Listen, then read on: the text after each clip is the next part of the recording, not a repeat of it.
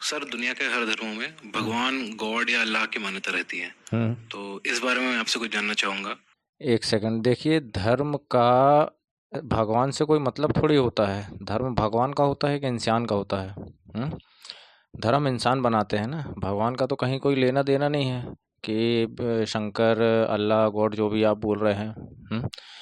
इन लोगों की आप, जैसे एक वेदांत है, हाँ, दूसरी जगह कुरान है, फिर यूनानी है, बाइबल के पहले की।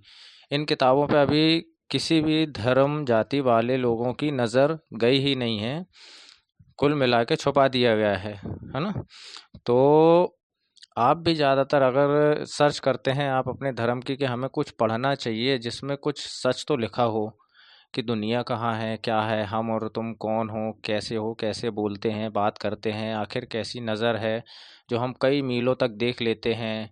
हाँ, कैसे कान हैं जो हमारे चार दीवारी के अंदर भी हम बाहर की बातें सुन लेते हैं, कैसे हम अपनी आवाज़ से हम बोल लेते हैं, चिल्ला देते हैं, गा लेते हैं, रो लेते हैं। हाँ, तो ये सब चीज़ कभी, इन चीज़ों का विचार शायद ही किसी को आया हो, और जिसको आया हो तो वो फिर समझ लो खोज में निकला वो। और जो खोज में निकला, जो सत्य की ओर निकला, वो फिर निकल गया वो फिर जहाँ से आया था वहाँ से भी अपना सब हिसाब किताब चुकता करके सीधे परमानंद की प्राप्ति में जाके बैठ गया।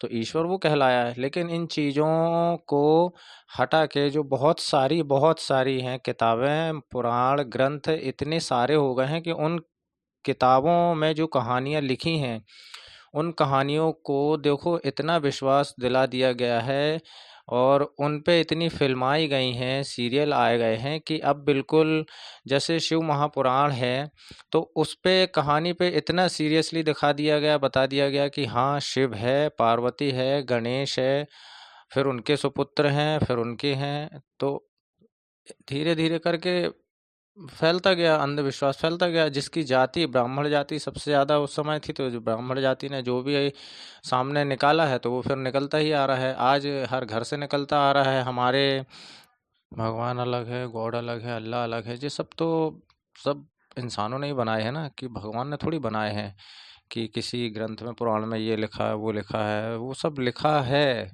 सिर्फ, और कुछ नहीं है। तो लिखने वाला भैया कुछ भी तो लिख सकता है ना। उस पे विश्वास करने से पहले खुद पे तो विश्वास करो भाई। जन्म होता है, आज आपका जन्म हुआ है, तब आपका धर्म कौन सा था? आप किस भगवान को मानते थे? आपको उस समय सिर्फ ये मालूम रहता है कि हम वहाँ से अब नीचे आ चुके हैं, लेकिन आप बोल नहीं सकते क्योंकि आप बहुत छोटे रहते हैं। हाँ, नहीं बोल पाएंगे, आप सिर्फ रोते रहेंगे। कुछ दिन तक तो आप रोते रहेंगे, फिर धीरे धीरे जहाँ की संगत, जहाँ का वातावरण, जैसा माहौल, वैसे ही आपको नाम धर्म वगैरह सब, अपने इष्ट देवी, कुल देवी, बहुत सारे भगवान मिल जाएंगे। और हिंदू धर्म में है तो फिर आपको 33 करोड़ देवी देवता, और देवी देवता बढ़ते ही जा रहे हैं। पहले कृष्ण थे तो अब कृष्ण हो गए, फिर श्याम आ गए, फिर खाटू श्याम आ गए। हाँ, कितने हो गए हैं। तो ये जो कुल मिला के धंधा है, बिजनेस हो, और इसके अलावा कुछ नहीं है। हाँ, सबसे अच्छा जानने की विधि है कि क्या धर्म है, क्या नहीं है। लेकिन धर्म का भगवान से कोई लेना देना नहीं है, कोई भी लेना देना नहीं है। आज एक बात बताओ, आप अगर हिंदू धर्म के हैं, अगर आपके सामने आपके धर्म के कोई भगवान आ जाते हैं, ठीक है, राम आ जाते हैं, आप राम से पूछ सकते हैं क्या कि आप किस धर्म के हैं? तो वो क्या बोल सकते हैं? कोई जवाब है उनके पास? नहीं है जवाब। एक कहानी मैंने सुनी थी, शायद उस पे भी मैंने सेशन में जवाब दिया था कि एक दिन शंकर जी हनुमान जी से पूछते हैं कि तुम कौन हो? तो हनुमान जी बोलते हैं मेरा नाम हनुमान है। शंकर जी बोलते हैं मैंने तुम्हारा नाम थोड़ी पूछा है, तुम कौन हो? तो फिर उन्होंने बोला, हनुमान जी ने, कि मैं बानर हूँ। तो फिर शंकर जी बोलते मैंने तुम्हारी जाति नहीं पूछी। तो इस टाइप की ये चीज़ें हैं। ना तो धर्म होता है और ना जाति होती है, बस एक है यार, हाँ, इंसान है। लेकिन इंसान के पास है बुद्धि और बोलने की ताकत। तो वो क्या है, वो कुछ भी बोल देता है, कुछ भी लिख लेता है, कुछ भी अपने दिमाग में, अपनी बुद्धि में गढ़ना गढ़ लेता है, और बस उसको फिर कहानी के रूप में दर्शाता है। और फिर जैसी कहानी चल गई तो उस पे उसके बाद कई कहानियाँ, जैसे फिल्मों में रीमेक आते हैं, सीक्वल आते हैं, उसमें कुछ और आ गया, उसमें कुछ और आ गया। कभी कभी तो फिल्मों में भी हम आज 8-10 साल के लड़के को कोई पिक्चर दिखा दो आप, वो पिक्चर को रियल मानेगा। आप इन कहानियों कहानियों को रियल मान रहे हैं। और कहानियों में ज़्यादातर आप देखना कि इसमें जो ज़्यादातर हिंदू धर्म की कहानियाँ हैं, जैसे पुराण हो गए, हनुमान चालीसा हो गई, रामायण हो गई, गीता हो गई, इनमें हमारे ही जो आप भगवान बोलते हैं, कृष्ण है, राम है, शंकर हैं, इनका बहुत मजाक उड़ाया है। लेकिन वो आंखें आप लोगों के पास नहीं है कि आप देख सकें कि हमारे शिव को इस टाइप से दर्शाया गया है। शिव को शिव महापुराण देख लीजिए। एक तो शिव को शांति का प्रतीक भी बताया है। हाँ, देवों के देव महादेव, तो उनको ऐसे देव बता दिया गया है कि उनको शांति भी उन्हीं के पास है और क्रोध भी उन्हीं के पास है। तो क्रोध में वो उनको कुछ भी नहीं समझ में आता है, अपने बेटे का गला काट देते हैं, 8-10 साल के बेटे का। ये बताया गया है। तो ये लोगों को समझ में आता है क्या? समझना जरूरी है, हर चीज को, कोई भी चीज को समझना जरूरी है।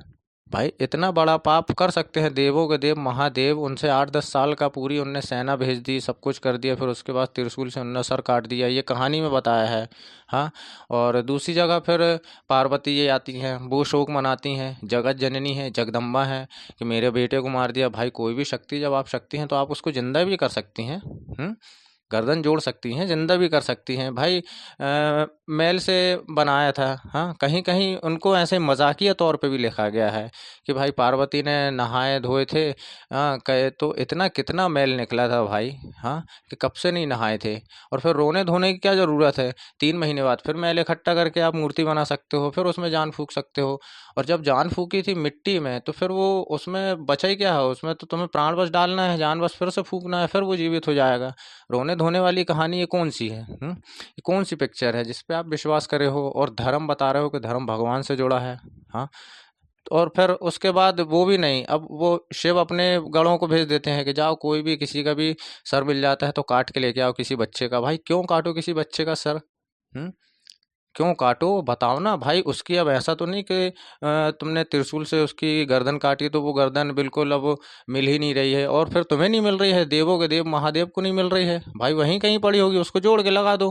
हाँ, ये मजाकिया भी है, मुस्कुरा भी रहे हैं आप, हमें भी अंदर से। लेकिन अब किस पे मुस्कुरा रहे हैं आप? शिव महापुराण पे लग रहा है थोड़ा थोड़ा। तो ये हर किसी को नहीं लग सकता, क्योंकि बुद्धि सबके पास है, लेकिन भ्रष्ट है बुद्धि। हाँ, यहाँ 95% लोगों के पास बुद्धि भ्रष्ट है। तो इस टाइप के देवी देवताओं का मजाक भी उड़ाया है, लेकिन कभी कुछ विचार नहीं किया है। हाँ, लेकिन हर हर महादेव। हाँ, फिर अब महादेव को देखो ऐसा बना दिया है बिल्कुल कि अब कहीं बाइक में घूम रहे हैं, कहीं टी शर्ट छप रही हैं, कहीं उनको चिलिम में मुंह में दबा के। भाई शिव शांति का प्रतीक है, वही सत्य है, वही सुंदर है, वो हमारे अंदर है और कहीं नहीं है। वो उसका ऐसा मजाक उड़ा रहे हो। अभी हमारी बातें सुन के आपको लगता रहा होगा अंदर से कि कई लोगों को कि शिव के बारे में ऐसी बातें। भैया हम नहीं कह रहे, आपकी कहानी कह रही है, आपकी फिल्में कह रही, लेकिन अंत में जो हमने बोला है कि शिव ही सत्य है, सुंदर है, सब कुछ है, और वो है भी नहीं है और वो ही है, तो कहाँ है? वो हमारे अंदर है। कभी आपने अनुभव नहीं किया, कभी महसूस नहीं किया है। हाँ, तो आपको कहाँ मिलेगा वो? और धर्म से तो कोई लेना देना है ही नहीं है।